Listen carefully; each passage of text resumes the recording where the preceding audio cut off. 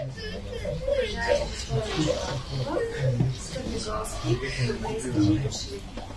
Тази вечер децата от група Барбарино ще ви представят тържество, посветено на българските народни традиции и обичаи, а именно седянка.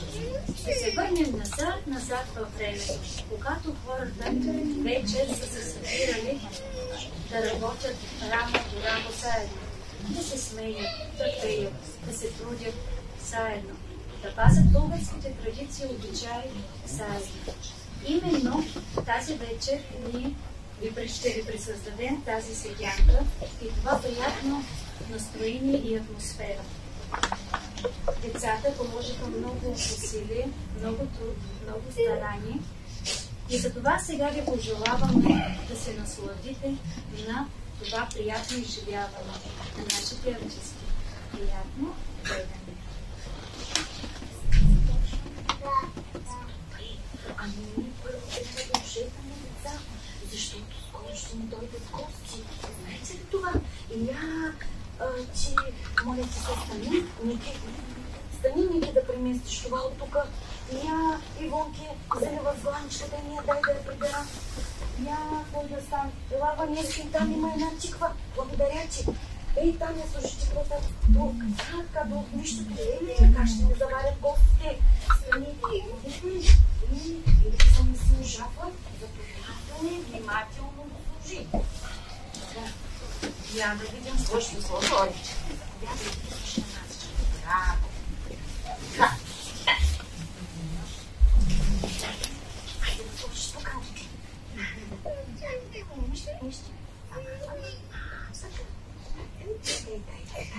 Браво на момичето. Браво. Аз ще донеся това. На нашата маса май само цветенце няма. Живо хубаво там. Браво! Сега вече може да посрещаме гостите.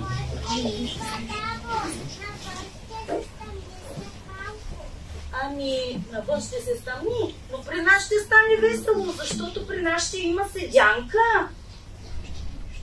Кой е седянка, бабо? Ами седянката е времето, когато всички се събираме, когато няма никаква работа навън и ние се събираме, плетем, шием, пеем с момите заедно. Вие ще участвате ли? Бабо, ние ли ще гледаме седянка? Да, разбира се. Това ще стана мома. Детенце, хубаво. Ще станеш мома, не се ама трябва първо да третеш, да спиш, после много да учиш и да се трудиш. И 100% обещавам ти, че ще станеш една прекрасна мома. Вие днес научихте ли нещо в училище? Слушаме те. Да. Днес научихме силния главец. Днес научихте стихотворение от дядо Вазов. Добре, това е чудесно. Ама то кое е, че аз не го знам, я да го чуя. Хайде, 3, 4. Детенце хубаво, пиенце любаво, къде конвишница, с малка вишница, отивам далечко, макар и славичко, книгата се уча, добро да получа. А нещо друго научихте ли? И още знаем мало за Пенчо. Пенчо прече ти, Пенчо не чете, Пенчо работи, Пенчо пак не ще, Пенчо помързи, гледа да лежи, ходи да се май, търси да играе. Време се мина, Пенчо порасна, иска да яде, но няма откъде. Браво на вашия учител! Разбира се, че без наука няма сполука. Ами, игри някакви научихте ли на училище? Ако може, ако. Истина ли? Да видим как ще изиграете сега. Направете място на всички.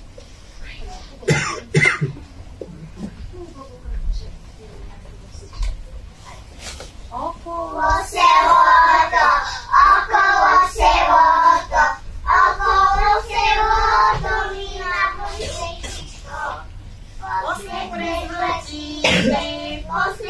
през вратите, после през вратите минавам тихичко. Покланям се на тебе, покланям се на тебе, покланям се на тебе от нашето колело. Около селото, около селото, около селото минавам тихичко. После през вратите, после през вратите, после през вратите минавам тихичко. Покланям се на тебе, покланям се на тебе, покланям се на тебе от нашето колело. Браво на децата, на много хубава игра ви е научила. Може ли сега и аз да ги науча на нещо? Хайде седните. Аз пък знам гатанки. Искате ли да ви ги кажа? Да.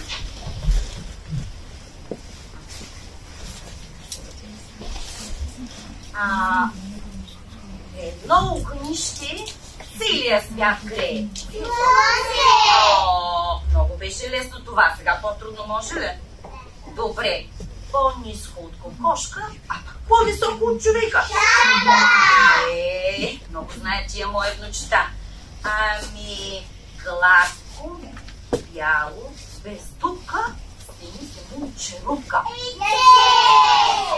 Всичко знае тия деца. А стихотворение със семейството научите ли? Родната къща чака ни чак, скрита в овощи, цяла свеча.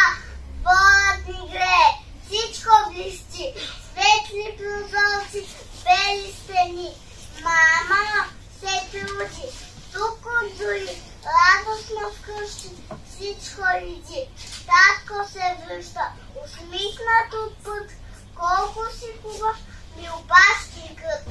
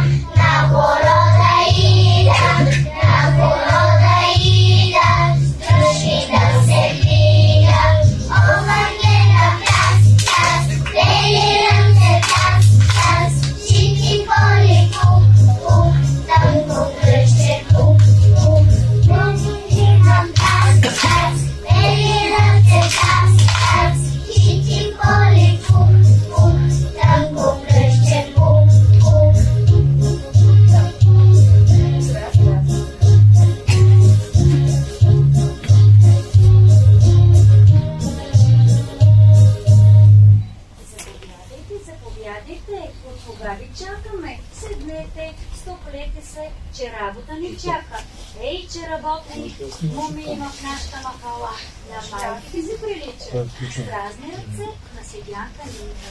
Да, и аз съм им приготвила нещо да работят. Сега малко ще почерпя гълна. Заповядай, заповядай. Знам, че сте работливи. Да, ще се потрудите малко. Ама знаете ли да пеете? Ама работата с песен на избори. Ама да отбогроби, за това хайде всички да попеят. Да ни чуят Ергин, да дойдат с смени с кавал, да позират, моми да залюбят.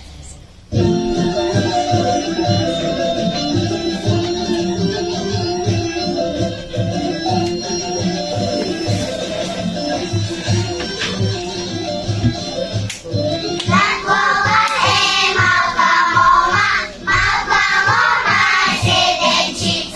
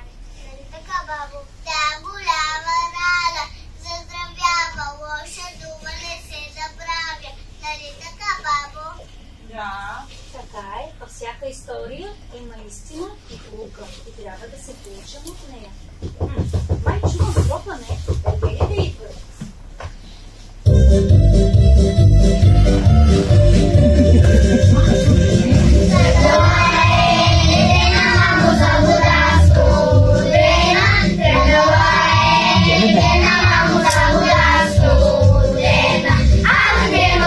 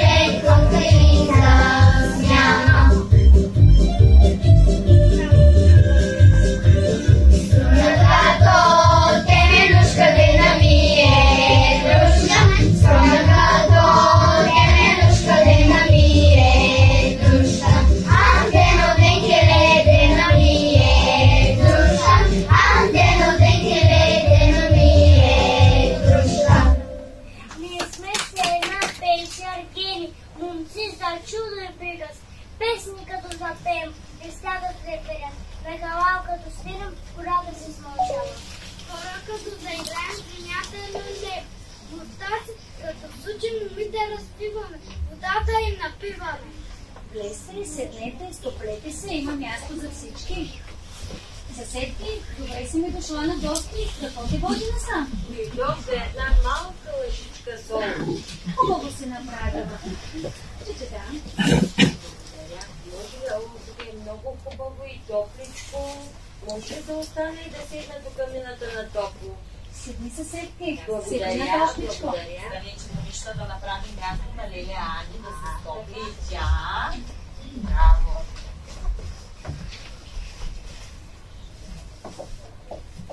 Ей, закачат се май нещо нашите моми. Я по-добре изпейте една песен на ергените, да видят и чуят какви работливи и весели моми има в нашата махала.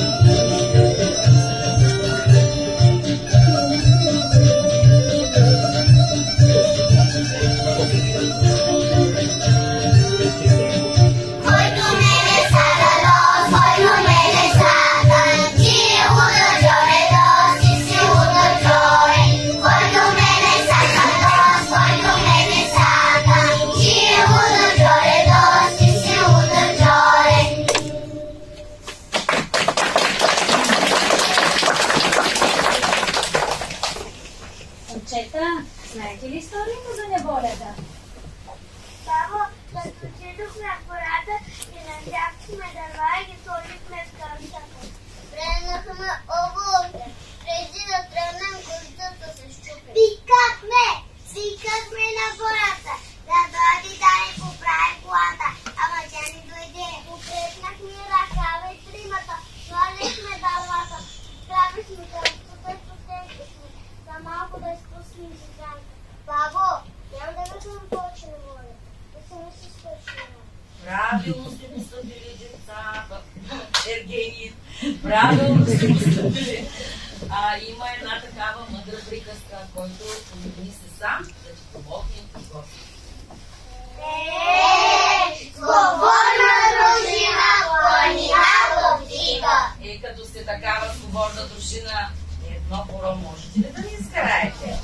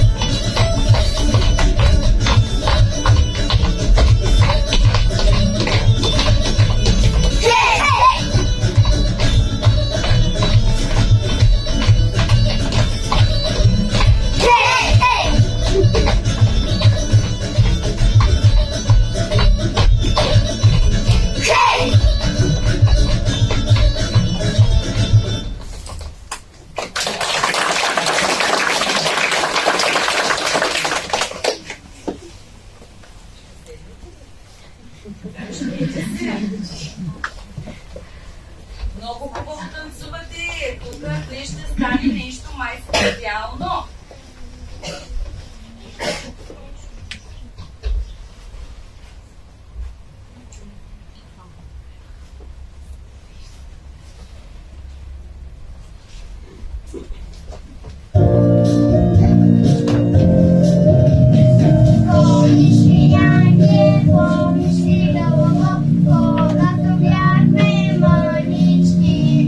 Помниш ли, Янке, помниш ли, Дълго,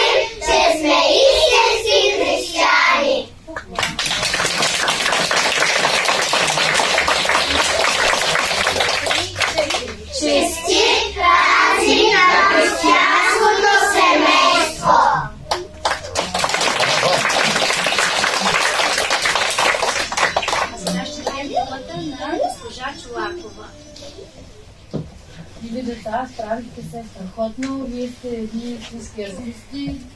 Много добре се справяте с песните. Браво, поздравявам ви, на вашите учители също. Благодарим за това невероятно творчество. Пожелавам много здраве, много топлина, разбирателство във вашите домове. Благодарим ви.